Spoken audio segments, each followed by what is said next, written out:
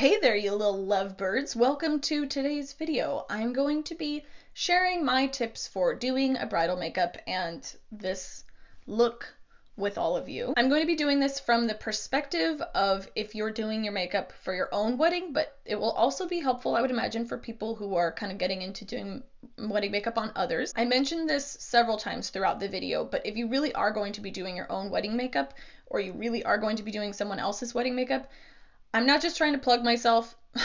That always sounds so gross. I really do recommend that you watch the Why Come No One Told Me That series, because I'm going to show you this look and I'm going to give as much tips as I can without this video being 18 hours long.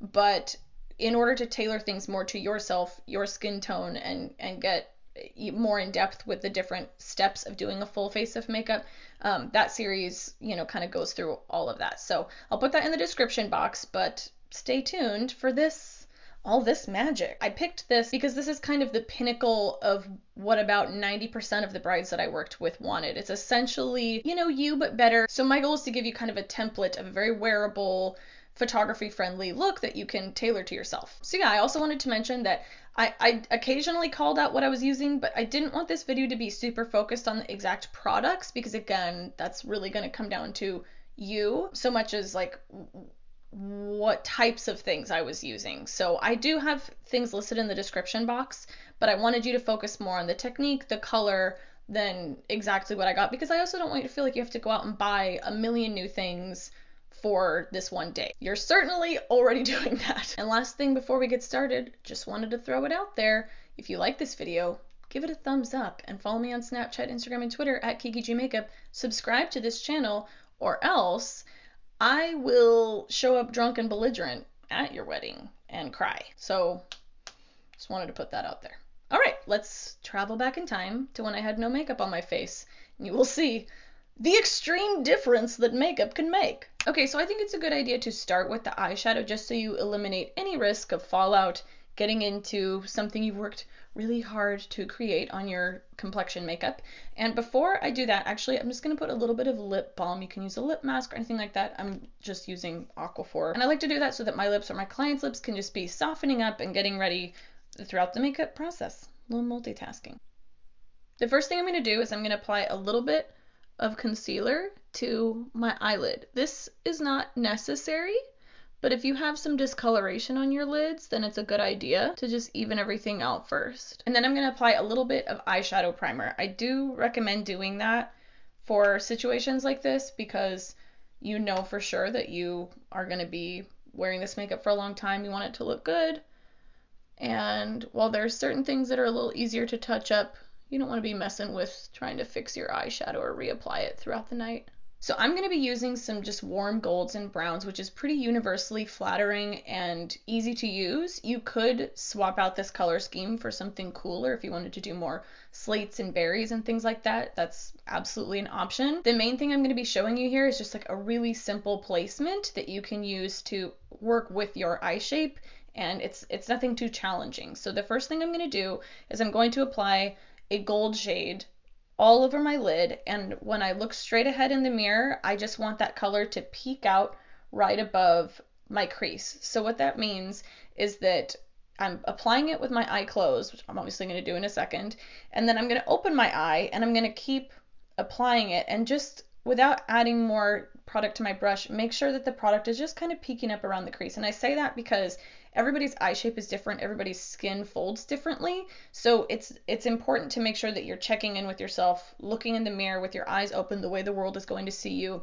and using that as your guide. Because if you're going based off of your socket or your crease with your eye closed, you're not really going to know how it looks once you open them. So I'm using a brush that's not humongous, but it's not going to take me forever to cover my lid.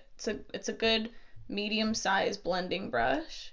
Kind of soft and fluffy, pretty user-friendly. And now I'm just looking straight ahead in the mirror, didn't add any more product, and making sure that that color just kind of softly peeks out. And now I'm going to take a little smudger brush that's just got a rounded edge and it's pretty thin, and that same gold color, and apply it on my lower lash line all the way across. And now I'm going to take a slightly more detailed blending brush that comes to more of a point as opposed to that kind of wider, flatter brush that I used for packing color all over the lid. I'm going to use an eyeshadow that's a few shades darker than my skin tone to kind of contour around the shape of my eye a little bit. So for me, that's going to be a taupey color, and I'm using a matte shadow.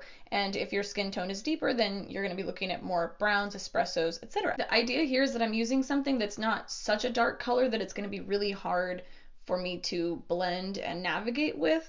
So using something that's just darker than my skin tone so I can contour, but not so dark that it's really challenging for me or going to look really dramatic is kind of what I'm looking for. And what I'm doing here is I'm keeping my eyes open and I'm playing around that outer corner and into that area where the shadow is peeking out. And this does tend to coincide with your actual socket bone, so you can kind of feel that area. But you just want to make sure that you're opening your eyes so that you can see what you're doing. You're gonna, if you have hooded eyes like me, you're going to be closing your eye and kind of smoothing it out. But for placement's sake, it's important to keep your eyes open. So I'm kind of going around the socket line. And the next important step is I'm gonna blend on the angle of the corner of my nose through the corner of my eye. I know sometimes it's a little tricky knowing how far you want to take your eyeshadow out and on what angle, like where does it end? And that's a really simple kind of cheat you can use on your own face. So corner of nose, corner of eye, and just without adding any more product to my brush, I am blending out what I just did along that angle. So I'm just softening, giving it a smooth transition and having it kind of coordinate with the natural structure of my face. I'm now adding a little more product to the brush, just dusting off the excess, and then I am closing my eye to go along that outer corner and smooth out any little crinkly bits I might have from doing that with my eye open. And I'm using that same smudgy brush from before, and I just kind of wiped the gold off of it a little bit. And I'm using that taupe color, and I'm just going on the outer half of my lower lash line and connecting up to that shading above. Again, the beauty of using a color that's not significantly darker than my skin tone is that I don't have to be incredibly precise with this. I can just kind of blend it out along the outer half. So a big part of wedding makeup is getting lift and definition for the camera in ways that look still comfortable and like you in person, right? So a big way to add definition to your eyes so you don't look tired on camera is adding liner. And liner is advanced, especially winged liner, but a lot of people do want that really lifted and defined appearance. And so a way that you can make it a little easier on yourself than just like going straight in with some black liquid liner, even though that is a high impact way to do that, we are going to use some liquid liner, is to go in with a darker eyeshadow first. It's a lot more forgiving to apply, and it still gives you that silhouette that you want. And then when you do go in with the liner as well, you kind of already have a guide that you can work with. You can use this little angled brush again. I like to use kind of like a pencil brush that's not too stiff, and I'm just going to use a darker brown. I'm still using a matte color, but you could put a little bit of shimmer here if you wanted a kind of a satin finish. So what I'm going to do is I'm going to press this into the lash line, and I'm starting on the outer half because that's a little bit easier to navigate as well. If you start really thick already in the inner half, then you have no choice but to, you know, kind of keep smoking it out and building it. But if you start and get your bearings on this outer half, it's a little easier. So I'm making sure that I get this down into the lashes, and I'm just going to, when I open my eyes, the highest point of my upper lash line. That's my starting line, basically. And what I'm doing here is from that highest point out, I'm lifting and thickening, and I'm letting it taper out on the corner of the nose through the corner of my eye. If you've watched some of my other videos or read my book, then this is refresher course, you already know this, but if not, it's new information. And then with my eye closed, I'm blotting out any little creases. Same kind of thing as what we did before. Depending on your eye shape and when you have your eyes open, seeing how much space you have between your crease and your eye, you may choose to go all the way in. I'm not adding more shadow to my brush. I'm just kind of making sure it's a little bit blended. I don't have a ton of space in that area, so this turns into a smoky eye really quickly if I do this all the way in full force. So I'm just kind of doing a little hazy blend. Now I'm going to go back in with that little kind of detailed pointer brush, and I'm going to take that darker color just so gently, a little bit on the tip, and just in the most outer corner where that kind of shadow liner I just did and the taupe meet. And then opening my eye, no extra product on the brush, just blending them together a little bit. So now that I've got the shadow down, I'm going to move on to the liner. One of those little sneaky tricks that I like to use for photography that really makes things stand out on camera but isn't really noticeable to the naked eyeball is lining the upper waterline. So I'm going to take a little bit of black eyeliner and I'm going to hold my lid. See how I can do this while also looking in a mirror and being on camera. I'm going to just lift my lid up and I'm gonna get right up in this bitch. Oh, such a weird feeling always, every time. Can you tell a difference? Check out that stealth liner, man. It really is significant, but again, it hasn't added any bulk or darkness to your makeup, really. It's just increasing the contrast on your general eyeball area. And I'm gonna take the Beauty Bakery Lollipop liner, and I'm gonna do a shrunk down, more precise version of that shadow that I did along the lash line. So I'm still going to start on the outer half of my eye, and the more confident you are, the, bigger you can go if that's your style. But if you are intimidated by this kind of thing, or if you got hooded eyes, you can just keep it pretty close to home. And that's the nice thing about doing that shadow there, is you don't have to do the whole thing in liner. You can just kind of have this be the final contrast bump. And now with my eye open, I'm just sort of looking straight ahead and evening it out. If this is something that is really hard for you, then you don't have to do it this thick. You can literally just press a little bit into your lash line with it slightly thickening, and you don't have to do any kind of wing, and that is perfectly fine. Just doing the same thing on this side, holding it kind of at an angle and stamping it into my lash line, doing that little kind of marker along the angle of the corner of the nose to the corner of the eye, and then filling that shit in. And now I'm just going to try to do a super thin line to connect the inner half and put a bunch in my eye, because I'm trying to be super cool and not actually look in the mirror so I can show you guys. Let's try that again. Another good tip I have for this is don't try to be a hero, man. If you feel like you need to blink, just stop and blink. Don't I can get this little spot before I blink. Don't play chicken with yourself. And I say that because I've done that a lot and it doesn't help my life in any way. One little cheat, if you haven't done this perfectly or if you just feel like it, is you can take a brush like this one and whatever color you used, that darker color that you used along the lash line, and you can blend that into the edge of it a little bit. Just so, if your line's not perfect, if you've got hooded eyes, if you just want to soften the look a little bit, it's something you can do. Okay, now I'm going to move on to skin. I'm going to use a little bit of rosehip oil because my skin is dry AF, and I'm also going to use that to clean up any little bits of fallout I may have had. I'm just going to press that into my skin. I didn't think to pick anything like this up for this video, but it is fun to do some, masks, or especially under eye masks before the event. But I want to encourage you, whether you're doing that or not, to do a trial in advance. Work this shit out once or twice before the event, because especially if you're doing any kind of skincare thing, sometimes, those serums or the hydration that's left from stuff like that can interact with your various primers and products in ways that are strange. So it's good to have an idea before the day of what you can expect interaction wise between your skin and the various shit you're putting on it. And especially if you're going to be using sunscreen on the day of, or certain types of powders, you definitely want to make sure you get in front of a camera and take some flash photos to see how those things look when you have flash photography happen at your face, which is likely to occur. So obviously my skin has blessed me with some breakouts, and if that's your situation and you're getting married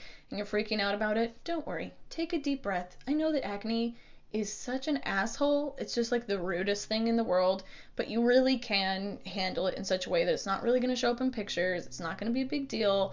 Nobody's going to be obsessing over it unless you are. And let me just kind of show you really quickly my best practices. Again, that's something that's covered more in depth in a Why Come No One Told Me That. All that will be in the description box. So I'm just going to kind of quickly go over it. But essentially, whether you have acne or not, you want to make sure that you're exfoliating in the few days leading up to the wedding. I don't like to reinvent the wheel with brides as they're getting close to the wedding day. So really doing lots of different skincare things you aren't used to, especially if you have sensitive skin that's prone to breakouts, because you don't want to be like, you know, unleashing a purge on yourself right when you're getting married. But definitely pick up a chemical exfoliant and be using that in the days leading up so that your skin has the smoothest texture possible, and hydrate. So basically I'm going to take a really full coverage concealer and a little brush that is really rounded and kind of easy to blend with, and I'm just going to cover my spots, and I'm going to cover the spot itself and then the skin surrounding it, and then I'm going to blend the edge of the skin surrounding the spot. That way I don't have to remove any coverage from the spot itself. And I'm going to use a foundation that's suitable for my skin type. I really like the Koh Gen Do foundation, and a damp beauty blender. I do think that these are a really user-friendly way to go about applying your foundation. And I've color matched this to myself. Make sure that if you are going to be getting a fake tan for your wedding, which is something that I generally think can be a really good idea, it does photograph well, test that out in advance too, and make sure that you color match yourself with whatever stage of the tan you have. So now I'm just taking this damp beauty blender and the Koh Gen Do foundation, and I am stippling that over the areas where I definitely need the coverage and to kind of blend out or conceal that concealer, if that makes sense, and just blending the edges of it elsewhere and kind of concentrating it in those areas where I've got concealer, then just putting a little bit in the rest of the skin. You don't need full coverage everywhere. You only need it in the areas where you need it. And if you're not breaking out, there's no rule that says you have to put on full coverage foundation just because you're getting your picture taken. You can use tinted moisturizer if you want, and then just do a little concealer here and there, you know? And when I get close to where my eyeshadow is, I'm just kind of sweeping along that angle that we talked about with the point of the blender. And I'm going to use my beauty blender and a liquid concealer under my eyes. It's just a couple shades lighter than my under eye, or than my face, not just my under eye. And I'm kind of doing like a modified version of the dramatic highlight. Just carrying it up along my cheekbone a little bit, putting a little bit around the corner of my nose. It can be a little bit red and shadowy. And I'm going to be using some cream bronzer blush highlight, but you can just as easily do the same things with powder with very little difference, other than you'll probably want to use brushes of a similar size but that are a little bit more flexible, and you'll want to do it after you set with a translucent powder if you've been using cream and liquid products for your concealer and foundation. So now I'm going to take my bronzer and I'm going to press that in on the areas where the sun naturally hits the face. Some kind of bronzing or contouring, depending on your skin tone, is an important step, I feel. Once you've evened everything out with foundation, you don't want to look washed out in your pictures. So whatever your skin tone is, some kind of structure and warmth addition, I think, is a good idea. And once I've hit those major points without adding any more product onto the brush, I like to just press a little bit into the rest of the face, especially if you're in a situation like me where I've got additional coverage around this area. This can start to look a little lifeless if you've got a couple layers of coverage on it and you've got bronzer in these other places and this is totally ignored. It can look a little mask-like and unnatural. I do absolutely love to highlight, and I think it looks gorgeous in photography, but something to keep in mind for pictures and these types of events. Obviously, whatever your preference and thing you want to do is, go with that. But if you're kind of warming up to doing makeup like this on yourself, or you want sort of a more natural look, getting a highlighter that's not significantly lighter than your skin tone, so something that's pretty close, maybe like one step lighter, is not going to be so glaring, and something with really finely milled shimmer also will be less extreme because the light can sometimes really catch it and kind of blow out parts of your face. Not in a violent way, just in a very bright way. So I'm actually going to use my finger in kind of a golden beigey highlight, and I'm going to press that into my cheekbone area. And because it's not like super intense or way darker than my skin, I'm going to put it, you know, kind of generously, almost so that when I put on my blush, I have the effect of like a slight pearl in the blush. And then I'm going to take a little bit of just like a slightly brighter highlight on the highest point of the cheekbone. Just a little contrast. This is not a necessary step. I just like to add dimension where I can. And then I'm actually going to use a blending brush for the eyes that's just pretty large, and just, I usually only do a little bit of cheekbone contouring, and I'm going from that where the top of the ear meets the head, angle down towards the corner of the mouth, and just feathering it up a bit. And then I'm going to take just a little bit of a kind of peachy pink. So I'm concentrating that on the highest point of the cheekbone, and then just tapering the edges. So you can see no blush, a little bit of blush. And the qualities I looked for in a brush, you could also easily use your fingers for something like this, is I just wanted something that's not too big so that I can make sure that I have the ability to concentrate that color right there on that highest point. Something that has like fairly dense bristles, because I am using a cream, so it's a little easier. And the thing to keep in mind with really all of this color complexion makeup, so highlight, contour, bronzer, blush, is just, if you're someone who doesn't wear a lot of makeup or who likes more natural makeup looks, you might want to consciously just bump things up like 10-15% to what you normally would do as far as color concentration, just because cameras do wash things out a lot. So if you stick to your natural kind of level, it may be that it doesn't show up, and that's another reason why it's really helpful to do a trial with some flash photography and see if things are getting washed out. Now I'm going to move on to my brows. I'm just going to use a spoolie to brush the hairs up and out, see what we're working with.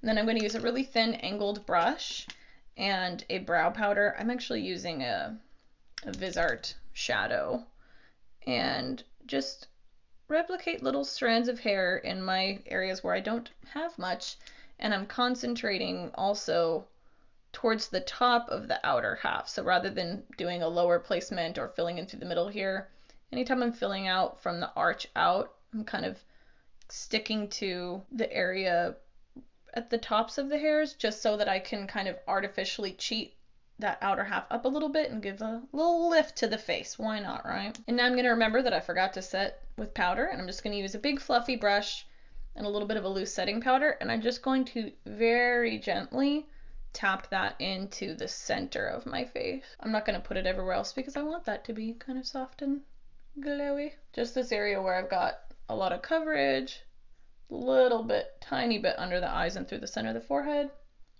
is smart. Now I'm going to finish the brows off with a little gel. Sorry, I just went backwards. I don't like to get powder in gel and mascara, so anything I do with powder I like to do before these sorts of steps.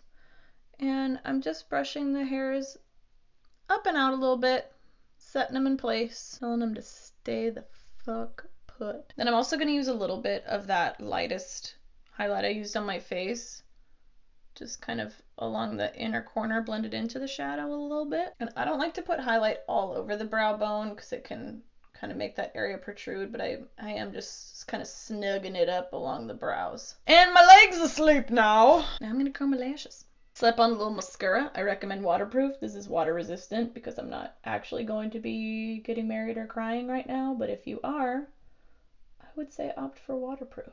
Seems like a real gamble to not secure that shit. I think that false lashes are an absolute must. They make a huge difference in photography, and it's one of those, like, one of my favorite sneaky tips, because if you do it right, it doesn't look like makeup, but it really, really, really increases the impact of your eyeballs on everybody's emotions while they're looking at you. I can't tell you how much I prefer individual lashes to strip lashes. I think they're a lot more comfortable to wear, and I do have a video showing tips on how to put them on. It's really not hard. I will link that in the description box as well, and I'm just gonna slap these on real quick because I'm actually running out of time to film. Okay, right, we can all agree, fucking game changer. So now I'm gonna do my lips, and I like to put something just comfortable on that's pretty close to just the natural color of your mouth bumped up. So I'm actually just gonna use the cream. It's a lip and cheek cream that I used. I'm gonna apply that as well.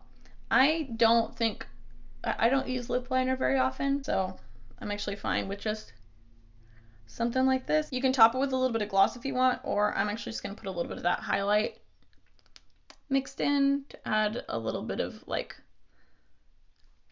contouring to my lips, if that makes sense. Just keep in mind with any gloss or anything, presumably you're going to be kissing a human at some point. So just bear that in mind. If you're using something hydrating, gloss might not be like the ultimate way to go. Something like a soft balm finish, just so you have a little hydration, or obviously like a liquid lipstick. It's always a smart plan. Okay, so that's the finished look. A couple of things I wanted to throw at you really quickly at the end. Touch-ups. Touch-ups are going to happen. I recommend having a little bag for touch-ups, and I think the main things that you usually need to hang on to are something for creasing, something to blot out creases, whether that's a little brush like the one that we use for spot concealing or just your beauty blender, something for sweatiness or oiliness, whether that's blotting papers, whether that's a little bit of powder and a powder brush. It's whatever works for you. If you have really oily skin, I recommend investing in, I say investing, it's not very expensive, a legit like velvet powder puff. Loading that up with some powder or bringing a pressed powder with you is a really good idea. Lips, more than anything else, are going to be the thing that needs to be touched up. So whatever you use on your lips, make sure you bring more of that with you. And then if you have something that you're trying to cover a little bit of acne or breakout, then bringing some of your concealer as well as, you know, your beauty blender or brush is going to be something that you enjoy, but don't worry about it too much. You know, if you follow these kinds of steps, and then, you know, if you have oily skin, then, you know, using a little more powder and stuff like that. Make sure you prepped your skin. You know, makeup's gonna break down a little bit, that's fine. Don't get too hung up on it. And then also, when you're doing the makeup process, I really like, you know, doing weddings, and that moment is usually like right towards the end before you're actually going out and getting married. And so put on some music. Don't be afraid to barricade people that stress you out. I've actually literally done that for brides, where there's all these people coming in and asking questions, and I wrote a very polite sign on the door saying, "Go find the wedding planner. This is her name." And then I put a chair in front of the door because this poor bride was just like, "I don't know about napkins anymore." And that's okay. So just relax, think about what's important, you know, that you are just locking down that pain or vagine for the rest of your life, and just think about the peen and the vagine. It's got to a weird place, but it's due time. I mean, the video's almost over and I've said barely any weird stuff, so anyway, I hope this was helpful. As always, if you have any questions, let me know in the comments, and I look forward to seeing you next time.